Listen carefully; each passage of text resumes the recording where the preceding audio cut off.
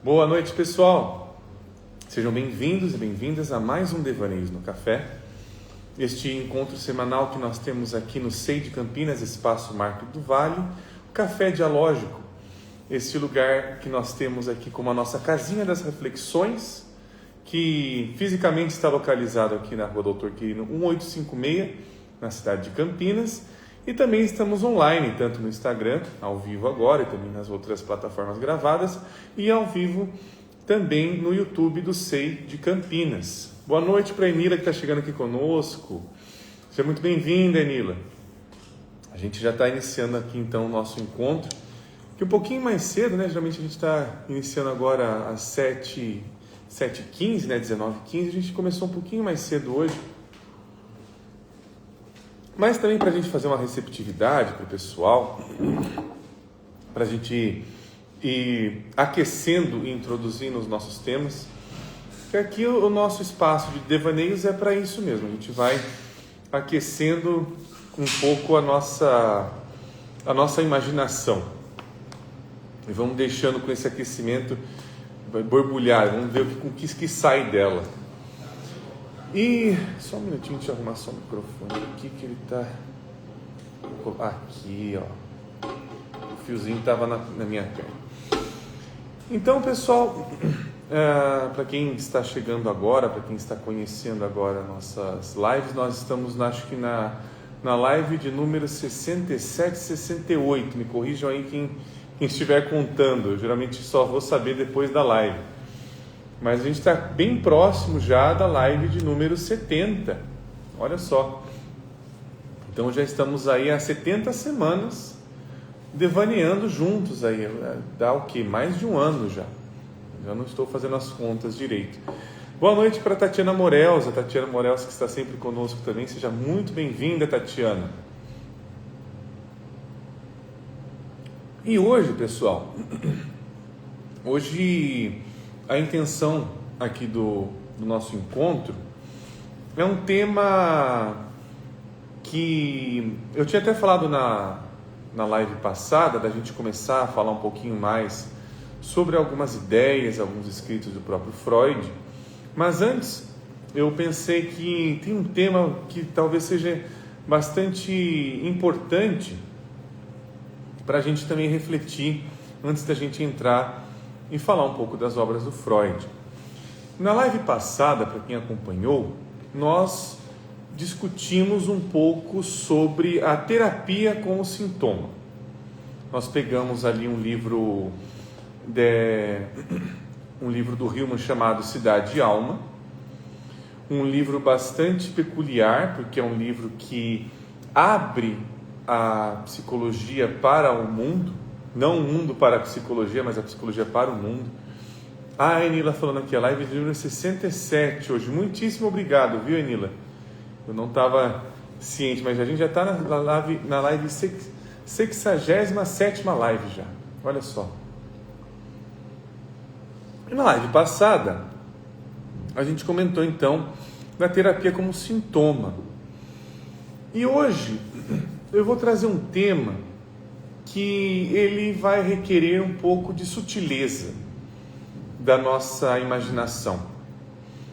Porque, digamos assim, é um tema onde os limites eles tendem a ficar borrados. Que é o seguinte, vamos ver o seguinte. A gente acho que já tinha comentado, a gente já comentou em diversas lives sobre uma das ideias conceituais importantes que o Jung tem, que é a individuação. O Jung vai trazer isso como um conceito, vai trazer ali um arquétipo chamado self, que é um arquétipo organizador. O Hillman ele vai questionar, ele vai criticar um pouco esta ideia, dizendo inclusive que um olhar psicológico ele é mais deformador do que um olhar que unifica as diferenças e por aí vai. Porém, há também uma ideia muito importante dentro dessa, que a gente já também falou, que é que a individuação é um tipo de operação, Jung coloca um processo, né? Mas ela tem ali como base uma diferenciação do que sou eu e o outro, ou seja, é uma criação peculiar e particular, é uma criação individual sobre limites. Isso vai ser então um pouco do tema regente com o qual nós vamos trabalhar hoje. Vamos então aqui imaginar o seguinte: há uma pessoa que ela apresenta uma queixa, e esta queixa dentro do consultório é levada como algo pertinente, como qualquer psicanálise entenderia, ou seja, a queixa precisa narrar-se, então a gente alimenta a queixa para dizer aonde ela vai. Mas aí tem um porém, que é o seguinte: essa pequena sutileza que qualquer analista, por algum momento, e qualquer analisando, qualquer pessoa que de alguma forma parou para pensar sobre algo que lhe afetou, de alguma forma chegou a pensar nisso. O que é, onde fica o limite entre aquilo que me atrapalha para que eu chegue aquilo que eu preciso chegar em mim mesmo, e o que começa a ser este eu mesmo? Ou seja, dentro dessa vastidão, nessa gama chamada desejos, o que me é um desejo genuíno, entre aspas, vamos colocar aí, e o que me é um desejo que talvez seja uma barreira para que eu tenha contato com este chamado, vamos colocar assim, esse chamado como tendo aquela peculiaridade que a gente até já comentou em outras lives sobre a vocação pessoal. A gente pode também colocar essa vocação pessoal como um chamado a uma interioridade. Bom, aí a discussão começa. Então, vamos colocar ali, a pergunta de hoje é: o que define o meu próprio desejo? O que define um desejo que me tira do meu próprio desejo? Eu acho que talvez assim fique um pouco mais esclarecedor. Eu não sei para você se fica, mas é por aí que a gente vai seguir a nossa live hoje.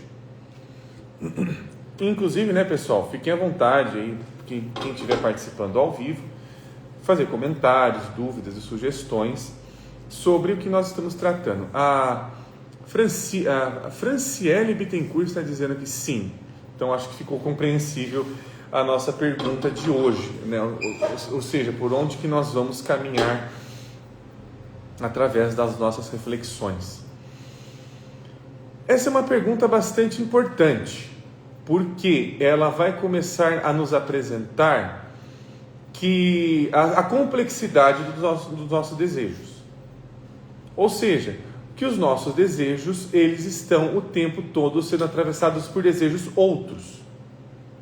Por desejos que estão dizendo coisas muito parecidas, muito semelhantes, mas não têm a mesma finalidade, não têm o mesmo telos, digamos assim. Por que eu falo isso? Porque aí a gente começa a entender um pouco melhor do que a gente comenta, já comentou em algumas outras lives, mas isso é uma coisa muito batida para quem já estuda ou é psicanalista, em relação à posição do sintoma, que é que todo sintoma tem o seu objetivo, tem o seu telos, tem um para quê, tem um destino próprio. E geralmente a gente segue o caminho da via sintomática, por quê? Porque tem alguma coisa então importante que está sofrendo e não está sendo atendida. Ela sofre porque ela está tentando falar na língua dela, não só por isso, tá, pessoal? Estou aqui só fazendo uma pequena simplificação para ficar condensado, é um pouco mais complexo do que isso, tá? Mas algo em nós sofre.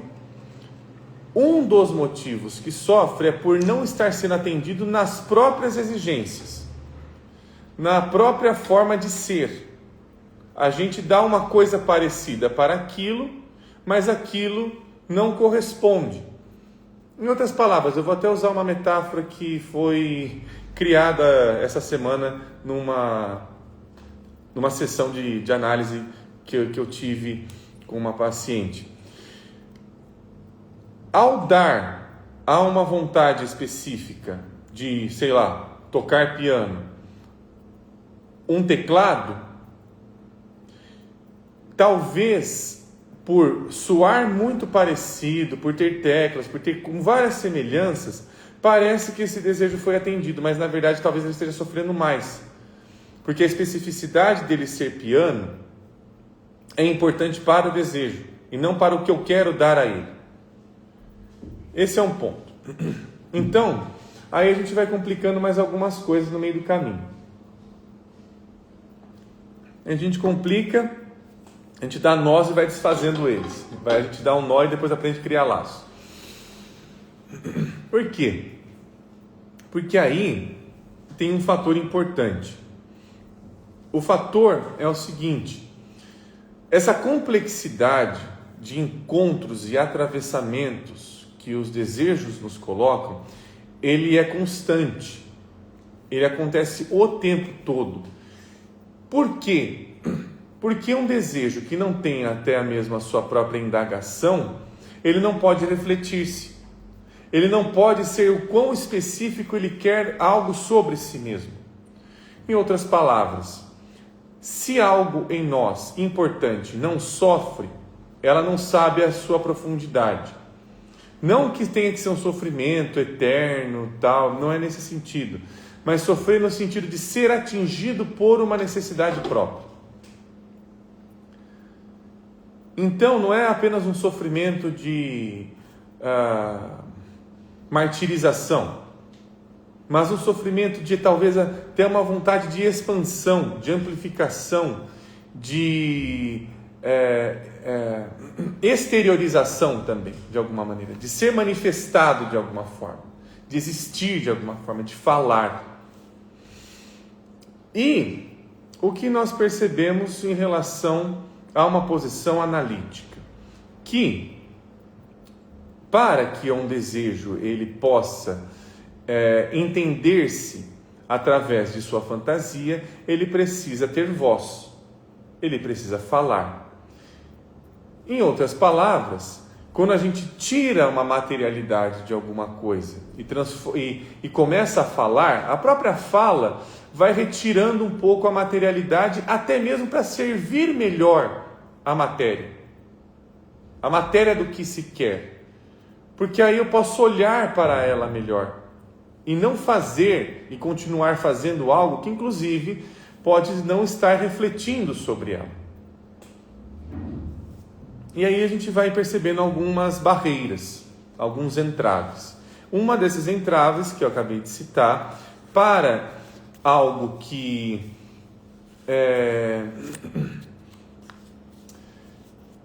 dificulta o acesso à escuta daquilo que eu realmente quero, e realmente quero é algo mutável, não é algo só fixo, não é algo só engessado, congelado, é o hábito. E nós somos recheados de hábitos com os quais eles acabam estancando, eles acabam engessando possibilidades outras de que algo seja visto de uma forma diferente. Um desses hábitos que nós temos, são diversos tipos de hábitos. O hábito é uma automatização. É pegar... Espera só um minutinho, deixa eu tomar uma aguinha aqui. É pegar algo que antes era algo que eu tinha uma consciência de que aquilo precisava da minha colaboração e hoje basicamente isso me serve. Só que isso vai tomando a minha consciência ao mesmo tempo. Vamos imaginar assim, chega um momento que ninguém pensa mais para dirigir. Mas a partir do momento em que você está muito habituado com o carro, com o veículo que estiver sendo dirigido, Pode ser que em algum momento aquela curiosidade de saber para que servia aquela luzinha, para que servia aquele botãozinho e tal, desapareça. Mas quando eu precisar usar aquela luzinha, ou aquela luzinha simplesmente acender por algum motivo, eu não vou saber o que fazer. Aquela curiosidade primeira, ela foi sendo retirada através do hábito. E nós temos diversos tipos de hábitos, que são barreiras para imaginarmos e para revermos as coisas. Um desses hábitos que nós temos, tem tantos e tantos hábitos que nos atrapalham para entender os nossos desejos. Eu vou daqui a pouco dar alguns exemplos para a gente ficar melhor. Mas um desses hábitos eu vou falar com as minhas palavras, tá, pessoal? O Hillman, o Hillman é um autor que ele trabalha isso também, tá? Inclusive, quem tiver curiosidade, uma das referências cuja qual eu estou utilizando hoje para essa discussão é o livro Sonho, Mundo das Trevas, que talvez eu possa ler alguma coisinha aqui dele e tal, mas eu não tenho intenção muito de ficar em livro hoje não, queria fazer uma outra discussão. Mas vamos colocar assim que um dos hábitos pós-modernos que nós temos em relação a uma dificuldade de se relacionar com o próprio desejo é a ideia de centralização de uma verdade factual, unívoca e incontestável. Então é uma coisa do tipo, aconteceu isso mesmo e ponto final. Isso é uma ideia que, de uma certa forma, ela é uma barreira para que outras ideias surjam através daquela memória, ou até mesmo daquele fato, até mesmo daquela descrição histórica. Porque aí fica como se aquela narrativa contemplasse e desse conta de qualquer outras narrativas que estivessem acontecendo concomitantemente àquele fato. É como se um olhar explicasse todos os olhares. Este é um hábito que costuma nos defender dos nossos próprios desejos. E daqui a pouco eu vou passar aí um exemplo clínico. Aí eu vou inventar alguma coisa, tá? Para a gente entender um pouco melhor. Pegar alguma coisa comum e inventar. Mas antes disso tem um comentário da Enila aqui. Deixa eu lê-lo, por favor. A Enila dizendo aqui: a alma nos tira do piloto automático, porque deseja sair do lugar comum. Ela é essencialmente movimento. Sim, o fazer alma, né, Enila, o soul making que o Hillman fala, é uma atividade, é um trabalho. Então, eu costumo dizer o seguinte: a alma está pronta para o ego, mas o ego não está pronto para a alma. Então, quem vai trabalhar no ego é a alma. Não é a alma que vai trabalhar para o ego. Porque o que acontece? Isso é um ponto importante. Se a gente tem uma ideia de que a alma trabalha para o ego, a gente vai chegar e continuar com ideias muito viciantes do seguinte sentido: eu tenho um problema, o que eu faço com isso? Essa é uma ideia muito viciada. É uma ideia, inclusive, que pega aquele fator importante que está acontecendo comigo, um fator, sei lá, de uma angústia, de um medo, ou até mesmo de uma paixão, de um desejo, pega aquele fator e tenta colocá-lo no seguinte sentido: eu preciso fazer algo para eliminar esta angústia. Inclusive, isso vai colaborar com esta ideia massificada que nós temos de felicidade.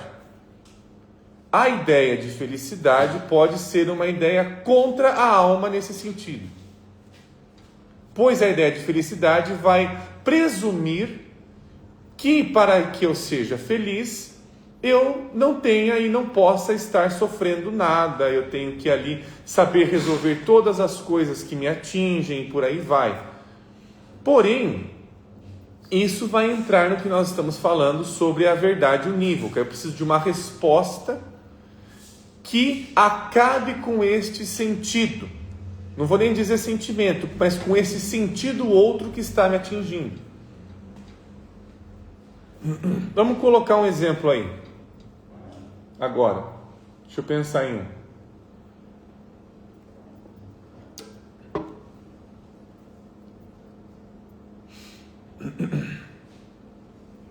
Tá, eu vou usar um exemplo mais, não tão de relacionamentos assim, fica muito batido. Vou colocar um exemplo outro. Vamos colocar que alguém tem alguma dúvida, tem algum questionamento sobre a sua própria profissão. Alguém que, sei lá, tem uma profissão promissora, tem uma profissão que seja muito bem rentável, ou até mesmo alguém que até não tem uma profissão tão rentável, mas que de alguma forma aquela profissão ali sustente a vida da pessoa. Chega no analista e fala, eu estou colocando analista para a gente colocar aqui, né, a imaginação em análise. Eu descobri que o que eu faço hoje não está mais me dando prazer nenhum. Eu quero muito estar fazendo outra coisa, mas eu não sei o que fazer. Aí o analista busca ali, de alguma forma, investigar o que acontece. E aí ele vê o seguinte: o paciente que chega até lá está, sei lá, 20 e poucos anos trabalhando na mesma área. Esta área é uma área... Aqui eu estou inventando exemplo, tá, pessoal? Aí não vamos tentar fixar muito em alguns elementos. Mas nessa área, a pessoa começou a trabalhar muito por conta de um desejo familiar envolvido. Sobre esse desejo, ela se deu muito bem. Porém, antes dela trabalhar, ela vai comentando que em outras épocas ela tinha um interesse muito grande de mexer com metais, mexer com ferro. Mas aquilo parecia ser algo totalmente não rentável para a família e tudo mais, tal. Mas essa vontade começou a crescer muito a partir do momento em que a pessoa ficou muito tempo, sei lá, no escritório e começou a se incomodar constantemente com rangidos de pés de cadeiras e pés de mesa. Rangidos, inclusive, que eram feitos por pés de cadeiras e de mesas feitas de ferro. Aí a gente pode se perguntar o que a alma quer. Se a gente tentar dar uma resposta e dizer logo, olha, o que você quer ser ferreiro, larga tudo e vai ser ferreiro, a gente mata a alma. Mas a gente pode dizer o seguinte, olha, será que o seu trabalho, ele não foi pegando muito o tempo da sua vida, a energia da sua vida, e não sobrou tempo nenhum para você se dedicar, pelo menos por um hobby ou por algum motivo, alguma coisa, para tentar ali fazer alguma atividade com a qual você gosta, porque você não tem lazer, você não tem um espaço para poder simplesmente ter um momento vazio, ter um momento que simplesmente você está ali fazendo algo que você goste. Não tem espaço. O trabalho tomou e toma aos finais de semana, como se tivesse inclusive batendo martelo, batendo ali, está no batente, eu lembrei a expressão, é como se ele estivesse no batente o tempo todo. Percebe a sutileza da linguagem da alma? Ela é sutil, e isso você não vai descobrir com uma ou duas sessões. Quem faz esse tipo de coisa, ou quem diz que isso vai acontecer em tipo de coisa, é cartomante. Eu não estou falando de cartomante no sentido agora mais do trabalho de cartomante. Estou falando no sentido pejorativo, no sentido daquela pessoa que vai falar que trago a sua felicidade em 2 meses. Porque até mesmo uma boa cartomante vai entender ali que ela precisa ter um contato, ela precisa ter uma experiência muito boa para ver a imagem que está acontecendo ali nela. Ela vai conversar com a imagem, ela não vai dar a resposta apenas com a imagem. Ela conversa. Todo mundo que trabalha com imagens e trabalha bem com imagens precisa conversar com a imagem antes. E não determinar a imagem. Porque um determinismo sobre a imagem é uma revelação que, inclusive, vai colocar as coisas dentro de uma função delirante. Então agora teve uma descoberta incrível na minha vida que, sei lá, em 2 semanas a pessoa da minha vida vai falar que vai casar comigo. Não, isso daí é loucura. Pode até acontecer, mas ainda assim é uma loucura. Deixa eu dar uma pausa e ler os comentários aqui. Deixa eu subir. Cadê? Aqui eu já li. Aqui é a Tatiana Morels. Uma pergunta da Tatiana Morels. O encontro do ego com a alma seria como um rio que encontra o mar? Uma bela pergunta, viu, Tatiana? Uma bela pergunta. É que, vamos colocar assim, tem trabalhos que a alma dá para o ego fazer. A alma fala, essa daqui não é meu departamento, isso aqui é o seu. Isso aqui você sabe se virar. Por exemplo, o próprio hábito, a rotina, as próprias questões de agenda que a gente tem, tudo mais. As defesas. O próprio Freud, ele entendeu isso muito, muito bem quando ele fala dos mecanismos de defesa do ego. Então, se esse rio, vamos colocar esse, colabora com o mar também vai colaborar com o rio. Um vai dizer da saúde do outro. Porque, por exemplo, eu acho que tem uma boa metáfora assim, viu, Tatiana? Se esse rio está poluído, ele vai poluir o mar também. Ele vai poluir o mar, não tem como não poluir o mar. Então, um está em conexão, em contato com o outro. E claro, o ego serve à alma. O ego é uma parte da alma. É uma parte da alma que, inclusive, ela nos esclarece algumas coisas, mas tem a tendência de deixar outras muito mais invisíveis. Porque tem uma coisa, tem um personagem, inclusive até o próprio personificar que o Hillman ele traz, é sobre isso. Porque a tendência do ego é que um personagem tome conta do negócio e veja tudo do jeito dele. Enquanto os outros, ele acha que está servindo ali ou são coadjuvantes, quando na verdade não são. Ele é o coadjuvante porque ele está no mundo almado. A alma tem personagens próprios. O ego é um deles. Eles são tão importantes quanto. Então sim, eu acho que é uma boa metáfora, viu, Tatiana? Aqui a Nila falando, lembrei do conto da Princesa Kaguya. Se quiserem discutir um pouquinho mais o que você lembrou, Nila, porque é um conto maravilhoso, é um conto muito maravilhoso que fala sobre... fala tanta coisa, mas fala sobre esse desejo a Princesa Kaguya, ela vai servindo, né? Ela vai servindo aos desejos do pai e tudo mais, e ela vai cumprindo, mas ela chega um momento que ela fala, não, mas cadê o meu? Qual que é o meu? Onde que eu me encontro aqui? Então ela entra numa crise e depois, eu não vou contar o spoiler do filme, mas ele é lindo. Não, é um conto japonês, inclusive acho que do século X, que foi transformado em filme pelos estúdios Ghibli. A Joana. Para reencontrarmos o desejo verdadeiro, precisamos nos surpreender com aquilo que parecia já sabido. Retirar a coisa de seu uso mecânico ou habitual para devolver a seu estado mais vivo. Sim, sim. Ou até mesmo para a gente fazer o seguinte: e se eu suspender um pouco a minha rotina, vamos colocar nesse sentido, e poder deixar com que outras coisas aconteçam nessa rotina? Vamos usar um exemplo bobo aqui, que talvez não seja tão bobo, mas antigamente tinha um gibizinho, acho que era do Pato Donald. Acho que é do Pato Donald. Eu não vou lembrar agora qual que era o número, que antigamente tinha 1000 e pouquinho, então.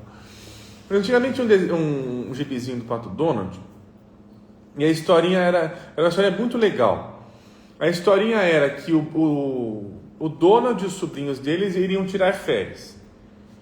E aí o tio Patinhas estava olhando de longe, lá da caixa forte dele, e estava com inveja. Eu não sei se era da caixa forte, mas ele estava olhando de longe de algum lugar ali. Que ele estava com inveja de que eles iriam tirar férias e ele não tirava. E ele falou, poxa, mas eu estou com vontade de tirar férias e eu não consigo. E aí ele vê o Pato Donald indo e ele fala, olha, onde vocês vão? Ah, a gente vai para a praia. A gente vai para a praia, acho que era para a praia ou para o campo, era algum lugar assim. Aí fala, posso ir junto com vocês? Aí o Donald fala, eu não quero que você vá junto, porque o tempo todo, tio, quando você está junto, você quer ficar arranjando uma forma de ganhar dinheiro. Aí o tio Patinhas fala, não, essas férias eu não quero pensar em dinheiro, não estou nem aí para dinheiro, eu realmente quero curtir as férias. E aí, o Pato Donald não acredita e tudo mais, fala, bom, você quer acreditar? Ele pega lá e tira todos os bens dele, a carteira, e fala, ó, não vou levar nada de dinheiro, eu vou do jeito mais simples possível. Aí os sobrinhos dele falam, vai, leva ele, tio, tá, não sei o que, ele leva. Mas acontece um monte de coisas, que aí o tio Patinhas, ele tem o tal do faro por dinheiro. Aí ele vai pregar um negócio lá no, como é que chama? Aquelas estacas de camping para fazer uma barraca, ele vai pregar e acha petróleo. Ele vai jogar uma bolinha que um cachorro perdeu, o cachorro devolve uma pepita de ouro para ele. E aí ele vai perder nesses negócios ali. E o Pato Donald fica o tempo todo falando, ó, você tá buscando dinheiro, né? Não sei o que, tal. E aí chega um momento que o Pato Donald ele se irrita, porque tá o tempo todo alguma coisa acontecendo com dinheiro. E eles vão embora para casa. Só que no meio do caminho, o carro do Pato Donald enguiça e eles não têm dinheiro nenhum. E aí ele pede para o tio Patinhas, você pode me ajudar? Aí fala, olha, eu não tenho dinheiro, você me proibiu de ter faro de dinheiro e tal. Fala, não, eu preciso de ajuda e tal. E aí num momento ali que o tio Patinhas ia dar uma bronca nele, ele sente o faro de dinheiro de novo, acha um dinheiro lá, eles conseguem consertar o carro. E aí o finalzinho da história ali é que a maior riqueza que eles tiveram ali foi estes perrengues que eles passaram juntos e um foi sendo o outro ali, um foi compartilhando coisas com o outro. Ou seja, eles estavam fazendo uma troca. O Pato Donald estava entregando um pouco da vida dele e o Pato Donald depois viu que era importante existir um tio Patinhas também. Então eu acho que é isso que é a alma está sempre em trocas. Eu contei toda essa historinha do Pato Donald aí, mas muito para dizer ali como a alma ela busca essa troca. Então, se só um está certo, se só tem Pato Donald ou só tem tio Patinhas, a gente vive sempre no mesmo estado. E a troca ela é mais sutil do que simplesmente para ser tio Patinhas eu tenho que ter dinheiro, para ser Pato Donald eu tenho que ser um azarado. A sutileza não está aí. A sutileza está na versatilidade de um poder conversar com o outro. De devolver, né, como a Joana disse, devolver o estado vivo da alma é devolver a importância que tem as relações para a alma. Até então, quando a relação estava encrostada ali, estava muito determinada, o tempo era sempre o mesmo. O hábito era sempre o mesmo. A partir do momento em que há essa movimentação, o tempo muda. Ou até melhor, o tempo sempre está mudando, há sempre mudanças climáticas. Somos nós que a gente não percebemos por ficar sempre dentro de casa. Acho essa metáfora melhor. Deixa eu achar aqui. Está aqui, ó, a Joana. O desejo talvez não é para ser explicado, mas sim habitado. O desejo nos coloca ali em comunicação com outras coisas também, Joana. Eu acho que a questão sempre estaremos sendo atravessados, de uma forma ou de outra. Haverão desejos que atravessam os nossos. E a diferenciação deles é exatamente a possibilidade deles entrarem complicarem a vida e dizerem quem eles são, para que eu tenha mais noção do que eu quero agora. Porque vai mudando. É complicado a questão da alma, porque ela está sempre mudando, ela está sempre em metamorfose. Uma hora eu tinha um desejo disso, agora não tenho mais. Um dia fazia sentido casar, agora não faz mais. Agora faz sentido, sei lá, aprender a fazer comidas que envolvam massas, sei lá. Muda. A importância vai colocando-se diferente, até porque elas vão se comunicando. Elas vão se metamorfoseando, porque a metamorfose é uma coisa da base para outra. Não é uma supera a outra. Essa ideia de superação é uma ideia um pouco complicada e ela também é uma barreira para me relacionar com o meu desejo, porque ela não leva em consideração o estado anterior. Ela vai colocar que tudo que é anterior é ruim, é ultrapassado, é fracassado e por aí vai. E essa ideia adoece a alma, porque não deixa com que a alma tenha base para que ela aprenda com as suas experiências. Essa ideia de superação, inclusive colocada no seu estado mais superlativo em relação a todas as outras, ela adoece colocando a alma sempre no estado de ingenuidade. E a gente sempre se ferra. E por aí, toda ingenuidade vai se ferrar de alguma forma ou de outra. Deixa eu ver aqui. Nila. Cliquei errado. Lembrei-me da princesa, pois o ego, ali entre aspas, desejava para ela objetivos muito concretos, enquanto que a alma tinha um objetivo muito mais singelo. Nossos desejos concretos podem ter nada a ver com a alma. O que eu entendo do concreto aí, né, Nila, deve ser o que você está dizendo sobre o literal, talvez. Então, para você ser uma pessoa feliz e bem-sucedida, inclusive para alimentar essa própria ideia, você precisa ter riquezas. Você precisa morar num castelo, que é o que acontece com a princesa Kaguya. É como se ali, aquilo que se pudesse dar à alma é sempre insuficiente, mas não deixa com que a alma diga o que ela quer. Talvez ela queira morar num castelo, mas se parte de mim dizer que ela deve morar num castelo, eu não estou colocando ela no castelo, estou colocando ela no presídio. O castelo vira um presídio se ele não foi imaginado. E a gente faz isso. Se essa imaginação não pode falar por ela mesma, o que eu der para ela pode ser o que aprisiona, a ideia do teclado e do piano. Eu estou dando um teclado para ela, aprisionando ela do piano, impedindo que ela toque piano. E claro, isso é uma metáfora. Mas aí a pessoa pode tocar piano. Não, tocar piano, qual que é o sentido de tocar piano?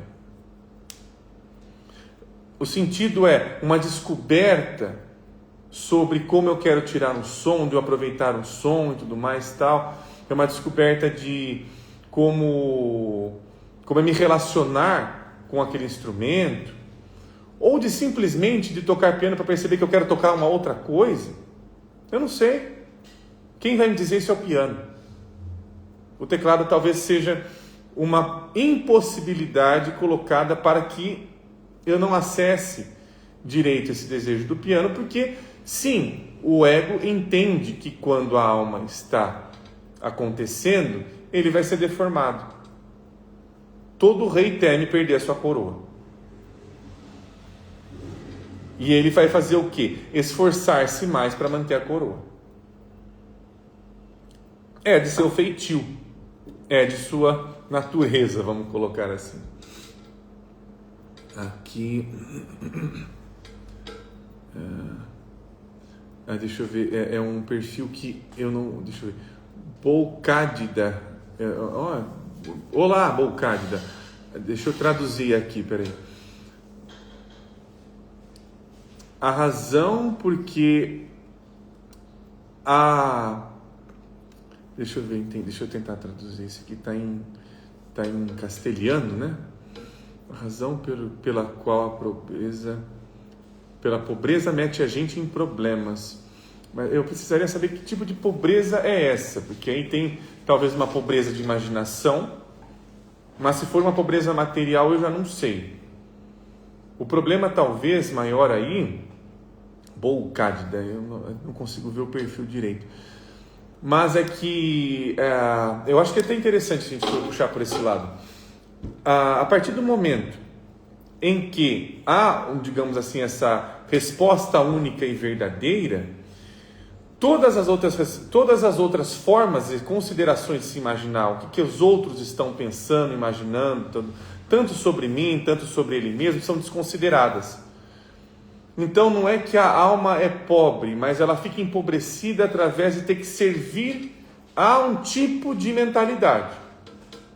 A nossa alma empobrece a partir do momento que ela tem que servir a um tipo de mentalidade. Eu só posso imaginar coisas que têm a mentalidade de, sei lá, ser rico.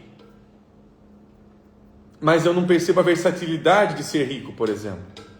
Ser rico inclui apenas ter dinheiro? Ou inclui também outras coisas que me colocam em trocas?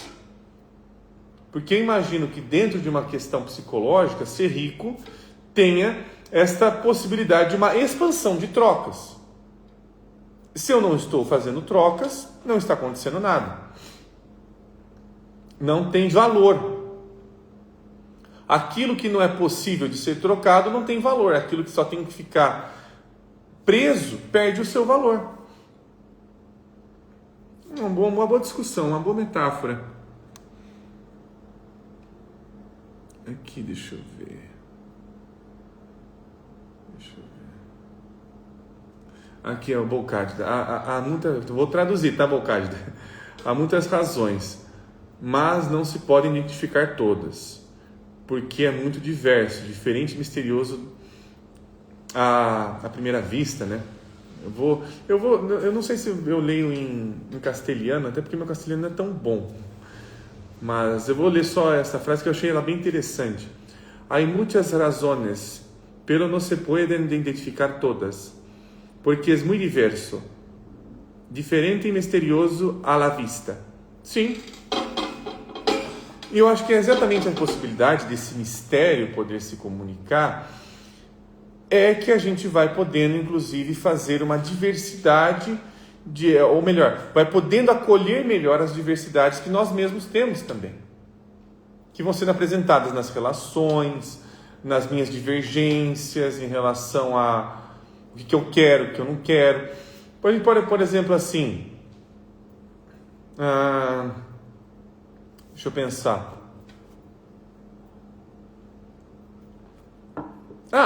Um exemplo também possível da gente entender algumas barreiras. Uma pessoa se casa com a outra, agora vou colocar no âmbito de relacionamentos. Vai para análise e aí fala assim: olha, eu tenho um casamento maravilhoso, a minha parceira é maravilhosa, nós nos damos muito bem, nós somos companheiros um do outro, nós ajudamos um ao outro, mas eu não sei por que eu tenho uma crise em relação ao meu casamento que eu fico angustiado. Eu estou cada vez mais angustiado de ter que ir para casa. E eu tenho angústia de encontrar a minha mulher. Faça uma investigação psicológica e aí veja o seguinte. Estou inventando um caso, tá, pessoal? Qualquer semelhança com a realidade é mera coincidência. No caso ali inventado, acontece o seguinte: toda a narrativa dessa união que os dois têm vai entrar em confluência em relação a... Os dois são amigos, não são um casal. Eles se relacionam como amigos e acham que essa amizade é uma relação a dois. Mas ali falta um elemento que raramente aparece, pelo menos para um, e ele percebe isso, que é o elemento erótico. Para ele, o erotismo é importante, para ela não. É claro, estou colocando um exemplo heteronormativo, pipipipopopó, mas isso pode se expandir para qualquer tipo de relacionamento, tá, pessoal? Isso não tem questões de gênero envolvidas. E aí, percebe-se que ele está sofrendo porque esse desejo, a partir do momento em que foi se adaptando à vida, não foi manifestado e está sofrendo muito agora. É como se esse desejo tivesse o tempo dele ser ceifado e não está sendo. Tem o tempo dele ser cultivado e não foi plantado. Não foi considerado. Eu estou aqui o tempo todo e só você não viu, como diria a Pete. E aí a gente já nota uma complicação.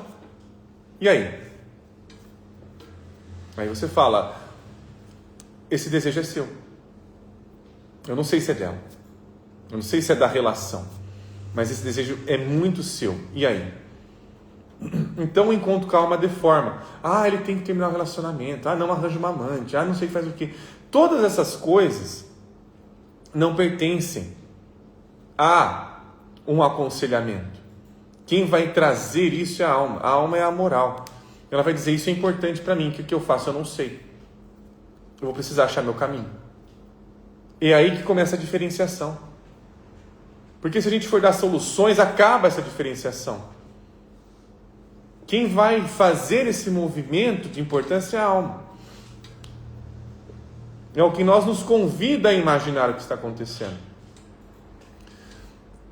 E aí a Tatiana dizendo aqui, a cada vez muda, nos convida a uma nova escuta. Convida. E como convida? Joana, sim, e a alma do mundo nos visita quando estamos disponíveis. E quando a gente também está disponível com a nossa própria abertura, né, Joana? A alma do mundo sempre está ali. Mas ela está sempre com uma vasta gama de oportunidades, digamos assim. Mas a possibilidade de transitar é o que faz a alma. A alma está no trânsito. Não está fixa apenas num lugar, mas ela transita. O lugar dela é no trânsito.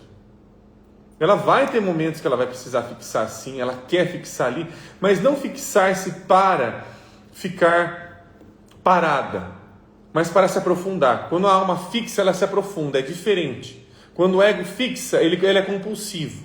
Quando a alma fixa, ela se aprofunda. Tem grandes diferenças dentro disso. A gente pode falar mais para frente. Aqui a Paul Cádida, não sei se é algo, tá? Buenas noches a todos, graças doutor por sua bem-vinda. Eu agradeço, viu, Paul Cádida, muitíssimo obrigado. A gente vai conversando aí, né? Eu não sei, a gente está conversando em português, mas aí talvez mais para frente a gente coloque algumas legendas, outras aí a gente vai tentar legendar um pouco as lives, é uma boa ideia, né? Que bacana. Saber que está atingindo outras línguas, inclusive as nossas lives, os nossos devaneios. Que bacana. Aqui a Joana. Pete sempre presente, ela está aqui o tempo todo, só ela que não vê, né? A Pete está presente aqui o tempo todo, só ela que não vê. Volcádida. Eu vou traduzir, tá? Eu leio os livros de Sigmund Freud quando eu era jovem, compreendi o que é a psicanálise, ajudando a compreender problemas antigos, presentes e futuros. O médico te ajuda em tudo para viver uma vida melhor. Não sei. Eu não sei, sabe por quê, Volcádida? O que acontece? O Freud, ele começa, sim, o seu percurso como médico, mas ele mesmo vai dizer em diversos momentos, inclusive em algumas entrevistas, tanto tem uma entrevista dele que está gravada, acho que é para a BBC, eu não vou lembrar para quem que é, e também tem uma outra entrevista que é póstuma, ela é publicada após a Freud de morte, para o Giovanni Papini. É uma entrevista bastante interessante, eu não sei se ela tem traduzida para o português, mas ela tem em inglês, isso eu sei que ela tem, e ela tem uma parte dela que inclusive não tem só neste livro que eu vou citar, tem num outro livro do Hillman também, agora não vou lembrar qual que é, mas em um deles é o Ficções que Curam, onde o Freud ele assume nessa entrevista que o dom dele é ser um escritor. Ele é um cara que escreve ficções. Só que ele vestiu a roupa de médico porque a roupa de médico dava uma credibilidade maior para aquilo que ele estava dizendo, por diversos motivos. A gente está falando de um Freud que tem numa época pós-vitoriana, né, uma época vitoriana, inclusive, ele pega essa época vitoriana também, uma época onde havia um preconceito enorme em relação aos judeus, aos descendentes de judeus, e por aí vai. Então Freud entendeu que para ele ser levado a sério, ele precisava pegar elementos da sociedade ali e usar aquela persona. E aí, quando ele fica mais velho, tudo mais, fala, olha, gente, o negócio é o seguinte, o barato mesmo, a psicanálise mesmo, o bacana mesmo, é a literatura. Se vocês querem fazer psicanálise, vão para a literatura. Vai ler poesia, vai aprender a ler poesia, vai aprender a ler um conto, vai aprender a ler Dostoiévski, vai aprender a ler Tolstói, que são grandes analistas. Freud leu, e são grandes mesmo. Vai pegar uma obra de Tolstói, o negócio é fantástico. Até hoje, uma das novelas mais bem escritas e consideradas uma das melhores novelas já escritas na história da humanidade é A Morte de Ivan Ilitch, Lev Tolstói. Freud leu esses caras. Ele foi buscar psicologia aonde? Ele não foi buscar em psicologia em compêndio de medicina, não, gente. Freud foi buscar na literatura. Freud foi passear com Rilke. Eu não sei quem dos dois ali estava sendo mais agraciado, mas provavelmente os dois ao mesmo tempo. Ele tem o próprio artigo dele sobre a transitoriedade que ele fala do Rilke. E estava lá, não só o Rilke, mas ele atendeu Sabrina Spielrein. Ele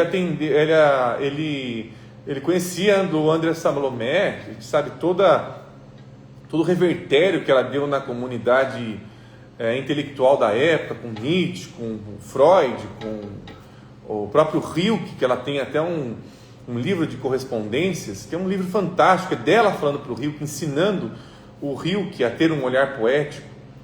Então tudo isso vai nos aproximando para que a gente se aproxime desse olhar sobre falar sobre alma, é o que está sendo deformado do meu habitual.